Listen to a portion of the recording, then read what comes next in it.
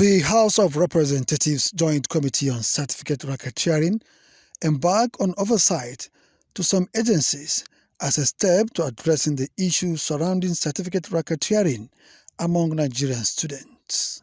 Ministry of Interior was the first port of call to access passports and data records of students studying overseas. My respected co-chairs, honorable colleagues, honorable minister, the Secretariat, ladies and gentlemen of the press, it is my singular honor and privilege on behalf of my co-chairman and members of this esteemed House of Representatives Joint Committee on Alleged Certificate Racketeering to most sincerely thank the Honorable Minister of Interior and his management team for the warm reception to the Federal Ministry of Interior. As you are aware, the committee is in the ministry to rub minds with you on a very disturbing matter involving a group of notorious racketeers that are alleged to have been conniving with some government officials in manufacturing and awarding certificates to undeserved persons. This unhealthy development is very scary, which, if not appropriately curtailed and stopped forthwith, has the potential of not only eroding the long-time genuine educational qualifications our tertiary institutions are known for, but will also open a window for the proliferation of fake certificates, which poses serious risks to public health, safety, economy, and national security. Furthermore, the Act will compromise the credibility of our education system, potentially deter foreign investments and undermine the global competitiveness of our nation. Accordingly, cognizance of the gravity and far-reaching implications of this issue, the House of Representatives debated the matter on 7th of February 2024 and mandated the committees on university education, interior, foreign affairs, youth and sports development, federal polytechnics, and such other related committees with similar possibilities to investigate, responsibility to investigate the matter.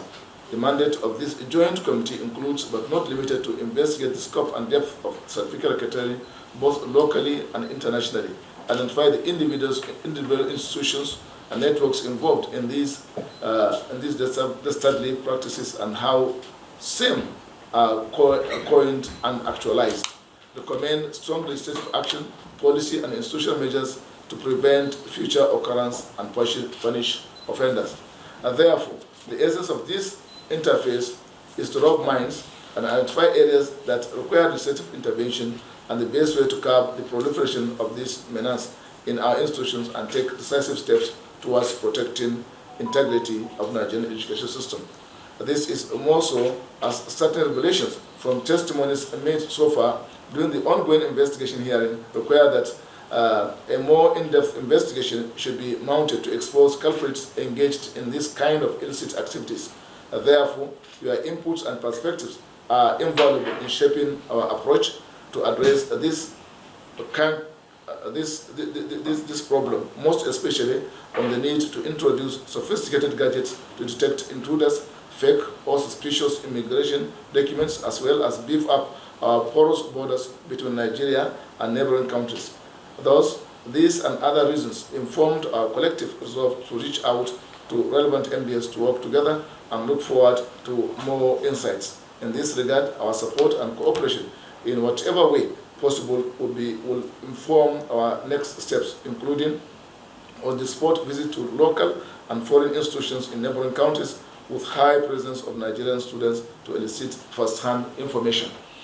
As we are aware, education is the bedrock of any nation's development. Certificates are not mere pieces of paper. They are symbols of merit, competence, and the investment of unquantifiable time, effort, discipline, and dedication which cannot be allowed to be acquired through dubious means, as doing so diminishes the genuine achievements of hard work by committed students, which destroy public trust, compromise professional standards, and endanger lives in critical sectors such as medicine, engineering, law, and etc. Our visit to federal, states, and private universities, polytechnics, institutes, or centers, or Mdas, are therefore not ceremonial.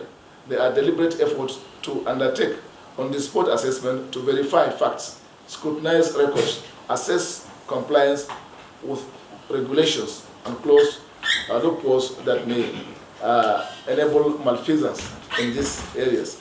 Let me reiterate for the record that this committee is not on a witch hunt mission or to blacklist any MDA, but blackmail any MDA, but as I repeatedly mentioned during other engagements, we are on a fact-finding mission as envisioned by sections 88 and 89 of the Constitution of the Federal Republic of Nigeria, 1999, as amended, to protect and recommend firm corrective measures and sanctions. We therefore call on all stakeholders, institutions, MDS, regulatory agencies, and the public to cooperate fully with this process. We urge you to provide accurate information, open your system to scrutiny, and join us in safeguarding the sanctity of Nigerian certificates. On this note, I want to once again thank you for your anticipated support and cooperation towards the success of this assignment. And I want to also congratulate you for the exceptionally wonderful job that you guys are doing. I mean, this, I always say, it's a thankless job. You know, I've been in Mdas and I know it's a thankless job, you know.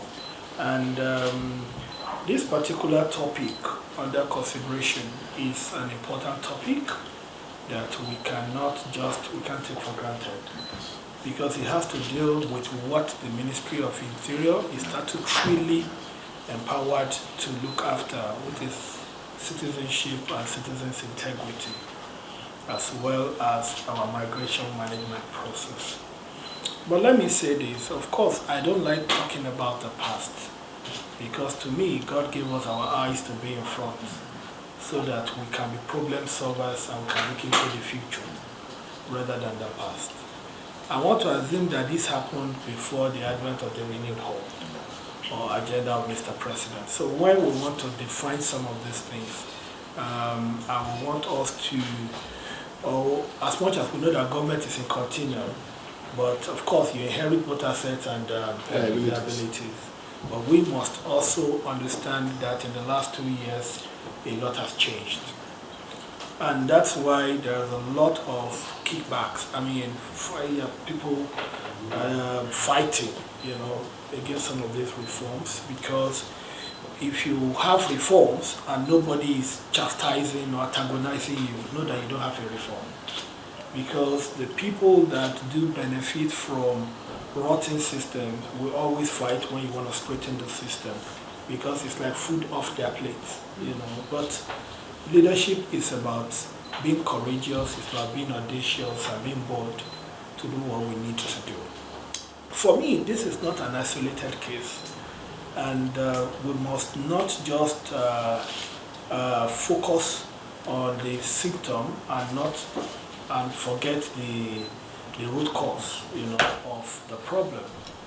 The key issue is, I said it when I came to the National Assembly, as long as you don't have a harmonized point of reference of documents, you will keep moving around a vicious circle. The essence of technology is to solve some of these our problems. And we cannot run systems in 2025 as if we are in 1925. A lot of our analog ways must give, most of our analog processes must give way for digital. Yes, it might be a little bit more expensive in the short run, but in the long run, you know, we will all benefit from it. Let me give you an example. Now, if you are coming into Nigeria, we have already deployed that in our airports, entry points. We no longer stamp your passport. That's the truth. If you're coming into Nigeria now, we've opened to some airlines. I think by October 1, we open to all the airlines. So that's the e-gate solution. Yes. What that means is you just put your passport, you go. So there is no stamp to be forged. It means that once you stamp that, what happens, immediately you scan it, it goes into the data center. So now, what now needs to be done is to ensure that people, data users, you know, there are data entry units and there are data users. Every ministry, parastatal or government establishment, from the local government, as he said, from the local government to wherever, including our embassies. We should not forget, including our embassies, should be integrated. So we have in and outflow of information related to our data base, so that any information you want, once you punch a button, it will give you the rundown of the information about individual organizations or institutions. Lastly, Mr. Chairman, the issue of this certification or racketeering, we are looking at it from the angle of one person. It's not one person. By my own little calculation, I come to know that Nigeria is losing in a year billions of naira because of this factor. That means it's affecting our economy because it's too wrong way. Somebody go to present a wrong certificate, manning a wrong office, collecting wrong salary, as against those millions of people that have gone through the rightful way to obtain their own certificates in the schools who did not get certificates. And if somebody can bring wrong certificate, he can always forge something that will even affect. You see somebody almost going with stick, he's still in civil service. Because he forged his document, he was able to maneuver some information. So, Mr. Chairman, I will stop here. Maybe if you need a right of opportunity for you to allow me to talk again, come. I will be there. Thank you very much, Mr. Chairman. There is this fear. Each time we talk about digitalization, the fear is always that people will lose their jobs. And I can say from what you explained so far, did you have any of such challenge that you became redundant because you introduce digitization in your work? That's just a question. Because that particular question is important so that it can also guide other MDAs. We talked about integration, data sharing. We cannot share data if we do not sterilize our MDAs. So you have to put the question, take the lead rather, so that those who are to embrace this will know that you have done it and did not cost anybody's job. That's one. Then there is something again you said that actually got me thinking. You said you have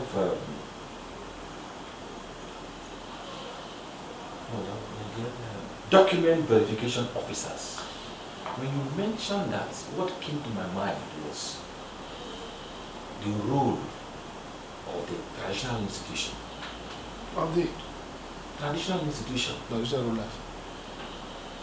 When you mention document verification at that level, how do you know who is from a community? They are the custodian of that information.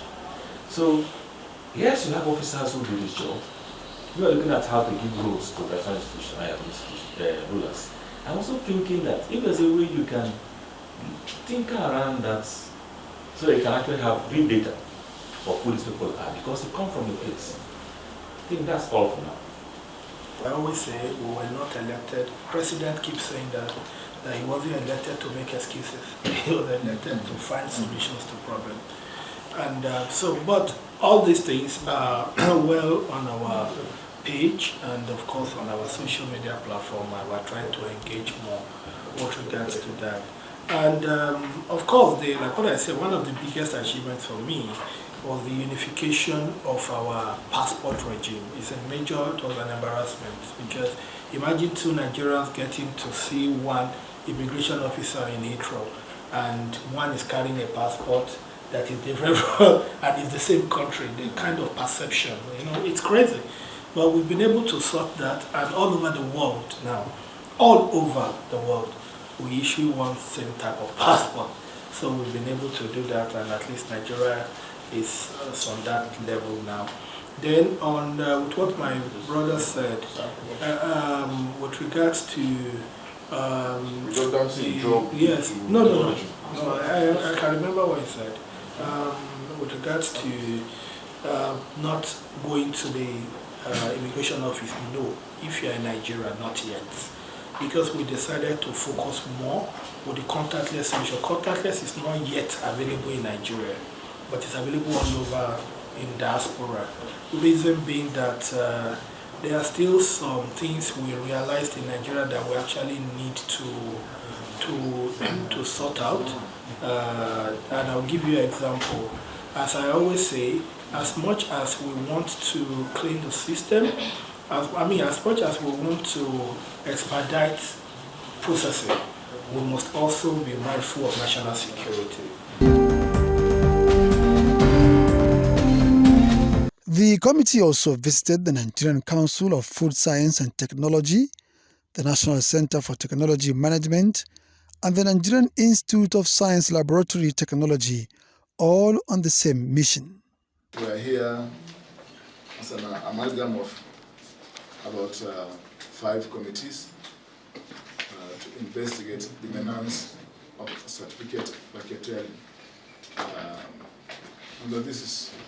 This agency is a new institution. It was set up in the 9th Assembly. When I was the chair, I can remember the debate it generated between the issues we had with Nigerian. Yes, I can't hold everything. Nigerian refused us to pass this, but ultimately it was passed. So, as a product of Nigerian. Okay, they brought it from now, okay. We are here by the mandate of the House. As I said, it's an amalgam of many committees, university education, committees on education, your mother committee, science and engineering, interior, foreign affairs, all.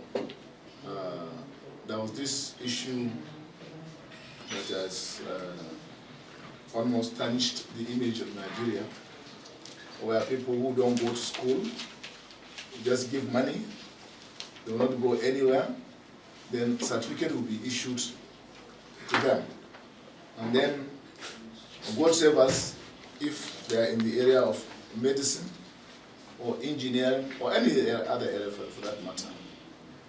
Quacks are being recruited, employed, and then they destroy the civil service, they destroy government agencies, and so forth. It was with this in mind who I am mandated now. Apart from the institutions like yours in Nigeria, we are also going outside, because they go also outside to connive with other institutions, schools, to also get fake certificates. They didn't go, they will just pay, and they will be issued with certificates. Your agencies is also involved in certification. So put us through this thing. Your agency is also involved in certification. Do you also award certificates to individuals who wish to go into food production, and then the people who didn't go to your training, and then you award them with a certificate? This is one of this Monday that we want to. The staff you employed also. How qualified are they? Your staff? Yes, Madam, I will take you back to the initial question the chairman asked. That has to do with the local governments. The local governments plus the area councils, so as not to offend my friends, 770. Now I've added the area councils. Now, the problem to my mind is huge, even though we are talking about it seemingly in a jocularly manner. In the event that you even have one food science technologist in each local government, now an average local government will have close to 1,000 food outlets. I'm not even talking about fruits, talking about people who prefer food for cooked food. In the event that you have that one person, is that person obviously is a staffer of the local government, not your staff? Yes, not our staff. Fine. Now, how is that one person able to oversee up to 1,000 food outlets in the local government. That's one. Then you also say that person is your contact person in carrying out the mandate of your own agency. I don't know what the link is. Are you saying that you just mandate the person because the person belongs to the council to go and sensitize? And you know that anything without sanctions, if you don't have regulations and sanctions, it can't work. If the person is going there only to sensitize these food vendors without sanctions, I am sure that in the local government laws, there might be bylaws for them to sanction them. But where does your agency come in? Because if you don't control the staff, if it is not your staff overseeing those food outlets, then we will just be winking in the dark. So my question would be, because you made a comment, if Nigerians will allow it to work, who are the Nigerians that will allow it to work? You have been empowered by an act. If you do not have enough powers, both regulatory and punitive, then that you should speak to that. We have even the fish you eat, they use formalin that they use for Dead for- body. Dead body. Cadaver. to Fish formalin to preserve it. Yeah, for money is used for Even cadaver. in In Dead body. even sniper, these beans we eat.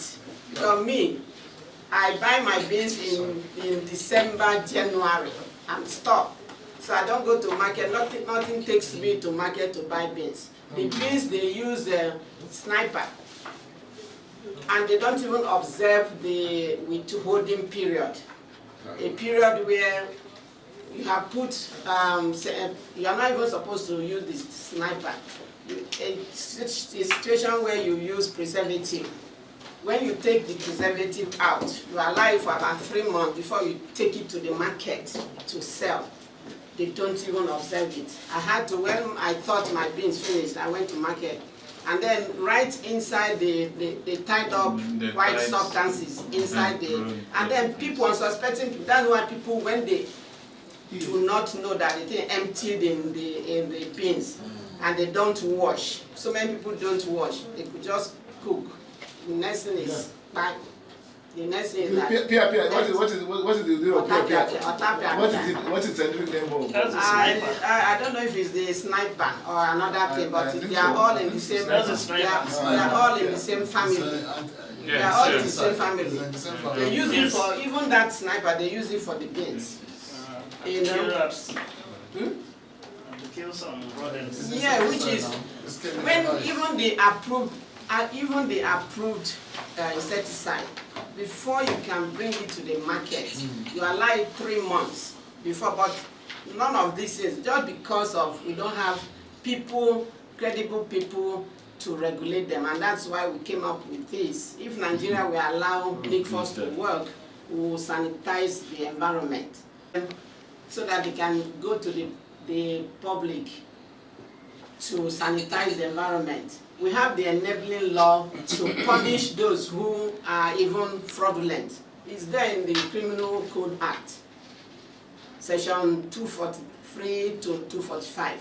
It's there, punishable about 6 months to 2 years imprisonment. From various institutions within and outside the country, to the extent that a journalist got his way. He compromised many institutions in Nigeria, from the Ministry of Education, Ministry of Interior, Ministry of Foreign Affairs, Ministry of Youth Development, and all scales through. He went and obtained a degree in mass communication without stepping out of the country. He got all his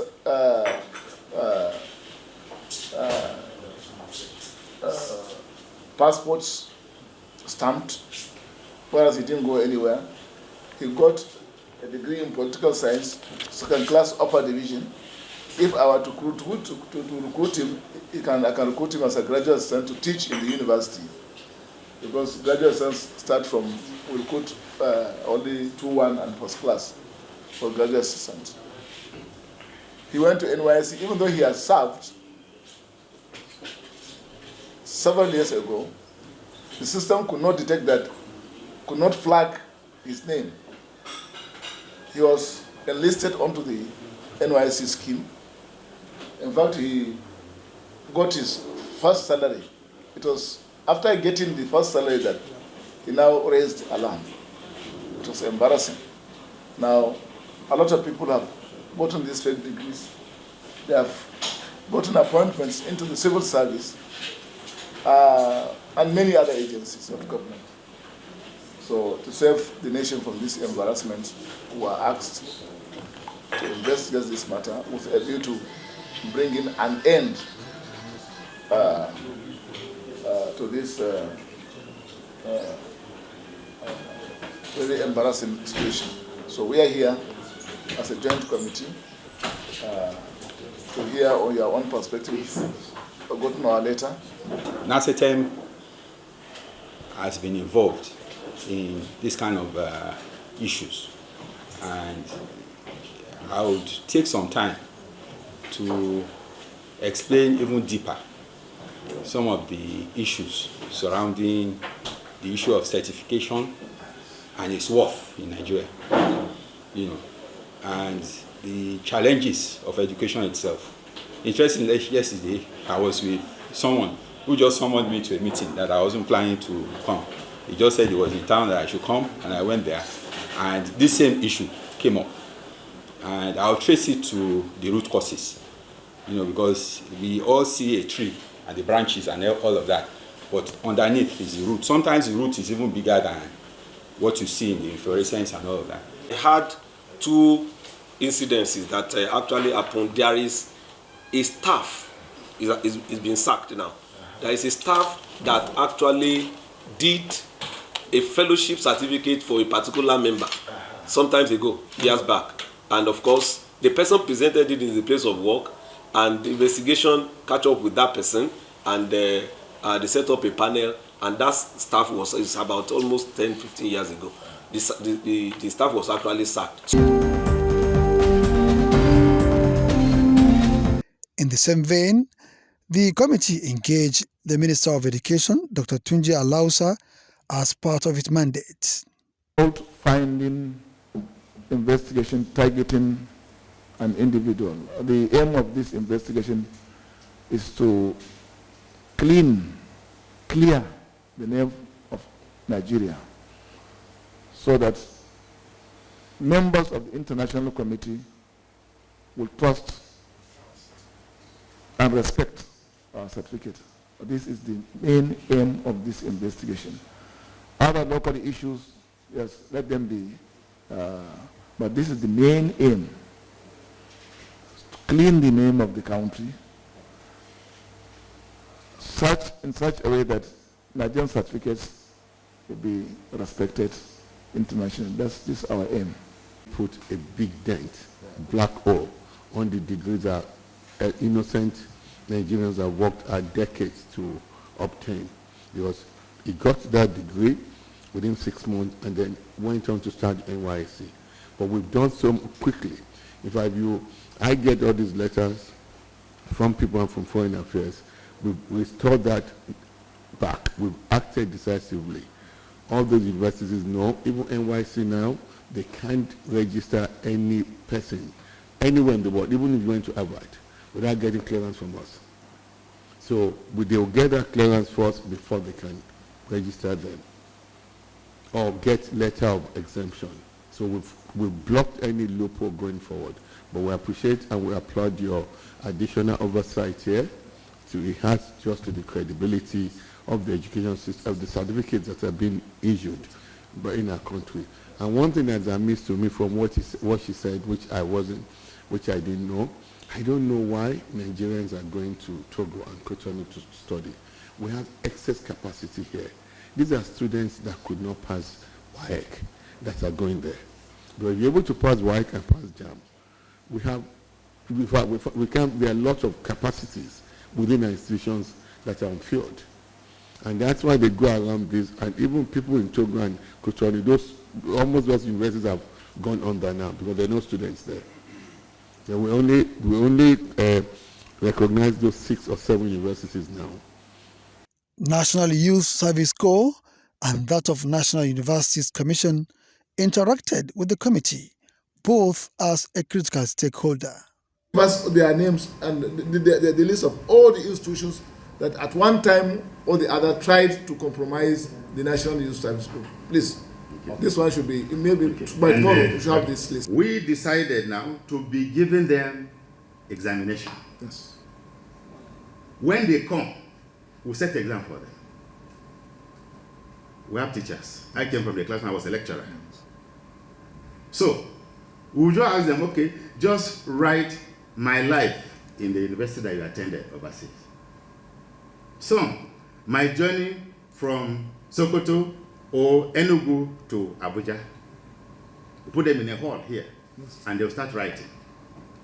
In fact, some, sir, A, B, C, D to Z, gaps were left for them to fill, they could not. No way. Yeah, that's Karasana. Sir, Honorable, we will give you. The things are here, sir. Yes, they could not fill the gap. We will give you, they are here. DG took these things to NUC, Professor Rashid.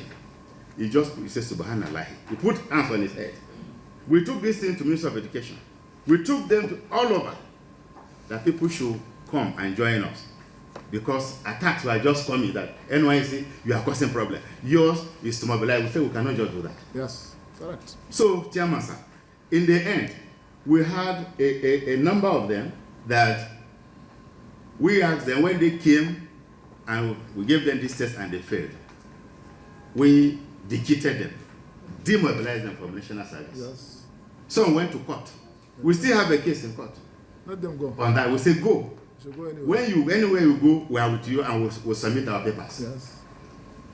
So those are the majors, and because of that, we're not okay. We will now interact with co-producing institutions of this West Africa sub-region. Yes. Cotonou, Benin Republic, all those people, and Togo, and so on. The green mills. Exactly, that's the name we put them here. We said they are certificates gotten from certificate mill institutions. Yes. That's the name we put here. So when we invited all the registrars and VCs, yes, we've had meetings thrice. Yes. And we said the way we treat our local universities, where universities must bring the list of all graduates, yes, that they must bring. We now discover something again, sir. Some of them were doing these things in connivance with the people there in the universities. Yes. So if you stop at that level, you still not get it. Yes. Because they will pay money and they will put their names. Yes. In the registry department. Exactly. Now here, when I was in Enugu as state coordinator as director, I know what I did, all those schools there. So we went further. When I said, okay, even if they come, we will still give them test. So this is the method we'll be using. We said they must bring their graduation list to NYC. And then signatures from all the institutions. Yes. And we now introduce another system. Prospective corps members must give their NIN number. Yes. Because we didn't have a one-off system. So it is a one-off system that when you have it in place, you press your thumb, even after a year or 2 or 3, it will proper. Yes. Like that journalist, of course, if you went through his submission, he said NYC was where he got headache. For 6 months, he battled to penetrate NYC. Until he got the career. So it was a problem for him. Alphonse. Yes, sir. And he confessed that. He said even when he was in the camp, because he joined her announcement, all foreign train go to the pavilion. How you say, today they were arresting. He will go and hide. So, and he passed the test because he is a graduate. Yes. He holds, I think, 2-1 in the mass communication. Mass communication. If not, if he had not gone to school, there's no way he would have passed that examination. Yes. So because of that, now it's okay, we now get NIN for everybody. So that once your NIN is there and you thumbprint, it will just flag you. Because we're only using email and phone numbers. So when he did that and the system blocked him, he now said, okay, he now got a different phone number and created a new email address. It was what he used now to log in. And then a different institution. He graduated from Nigeria and Cert. He now came from overseas, not Nigerian university. So for 6 months, he was battling with all these things before he finally came up. So then this using facial recognition technology, we have all those things in place now. The 10 finger, not just 1 or 2 now, the 10 finger biometrics, all must be captured. So we have all these things in place now to control this situation. So with this and your support, in fact, we were summoned to the ministry when General Father was here as a DG. He said, what do we do? I said, sir, let's go. We went there and we were told that why must we give people who are graduate examination? We say yes, because the act says we must mobilize only eligible people. We don't want to be part of those that will mobilize wrong people. So the ministry, it was a tug of war. When we came back here, they just said, what do you do? I said, no, sir. We'll continue with giving them examination. Yes. And if anybody is not ready or if there's any problem, we run to the National Assembly. Not knowing that God was doing something for us. Yes. The National Assembly was already on ground for us. Yes. And that's why I say we are so happy, sir. Yes, with your backing, we'll do our job without any problem. So these are measures that we have put in place. I will continue to do our best to ensure that quacks do not come into our system. Certainly. We are worried. We had an NMA chairman of Abuja chapter here, sir. I think about 10 years ago. He practiced medicine. He was withdrawn. Maybe I think it's his 4th year or so he was withdrawn. He now took his colleagues' particulars, scanned them, and maneuvered his way, got a job, and practiced medicine. He was with a Racketeering clinic, and he became chairman of NMA Abuja chapter. Only God knows how many people he has killed. Up till now, out of about 70 or so federal universities, less than 5, just about 5 universities have officially responded to our requests. Just about 5 universities. Less than 5. And this is embarrassing, really. Secondly, NUC also participated in the interministerial committee which investigated this matter.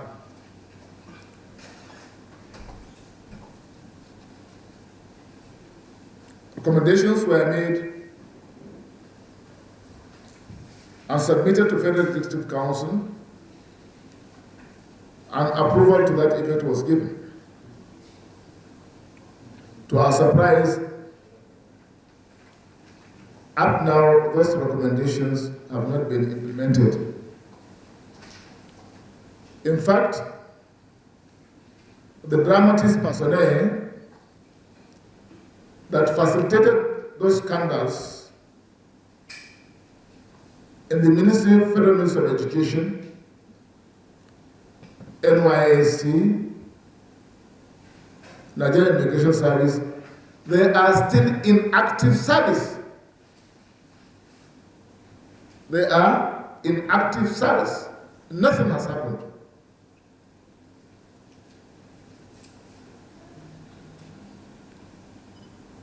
Part of the responsibility of this committee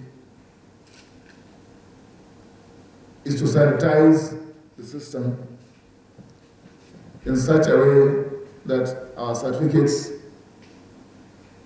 are respected internationally. The expose made by the journalist, Mr. Audu, has really damaged our certificates. In fact, it's not a Nigerian certificate, but a lot of such certificates are used to seek employment in Nigeria, and a lot of people have been employed with such related certificates. So here, as the regulatory body in charge of all universities, both private and public, you have a lot to do.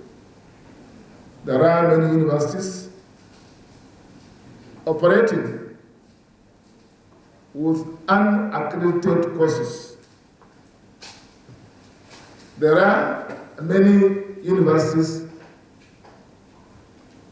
churning out fake staff lists when it comes to accreditation of courses.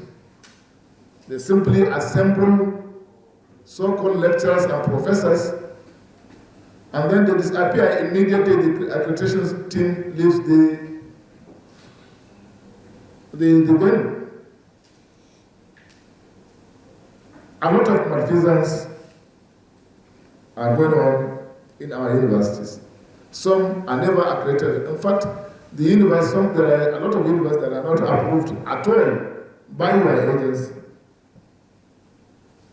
So we are here to interface with you. You received our letter. We want your official response to address the committee with regards to our submission. Then you take questions from members. Then we move forward. When we go, we have to check the bursary, the payroll. You have to be on the payroll in the last minimum of 3 months. So we cannot even check if the name of the staff was there just for 1 month before the accreditation. It's not counted. You have to be on the payroll for the last 3 months before you are counted. And this we adhere to it strictly. And they have had cause to discountenance names of staff that were on the payroll that were just like you said, ad hoc or borrowed just for accreditation purpose. And then we have visiting or part-time, and we have a ratio. 2 part-time or visiting equals to 1 full-time staff, and there is a maximum of 4. We cannot have so many. We cannot have a department with so many part-time lecturers or visiting lecturers, and we count them. So we are doing our best to strengthen the processes. But the issue of universities or degree mills, I wouldn't say universities. Degree mills, yeah. Degree mills is a serious problem. And that's why we are also trying, with your support, also to change the law. You know, the NUC doesn't have prosecutional powers. We can only report to police that there is a degree mill somewhere within or outskirts of Abuja. Someone approached me innocently with that he has finished his PhD in this time, that he has a certificate PhD. He's an assistant, what is it called? Security officer in an estate, anyway. And he wants me to help him get employment with his CV, that he has a PhD. I said, PhD, where did you get it from? He just said, University of is it Florida, and they have a seminary in Mararaba or something like that. So I asked him, what is the title of your thesis? Yes. Apparently he didn't know what a thesis was. And I said, project. I said, oh, project. And he cited one teacher education something. I just collected the CV and kept it. And that is a degree mill. And it's in the outskirts of Abuja. Yes. And there are so many like that, to be honest. In Mararaba? Yes. So we really have to do a lot of things with ICPC and EFCC. We have to collaborate and deal with these issues.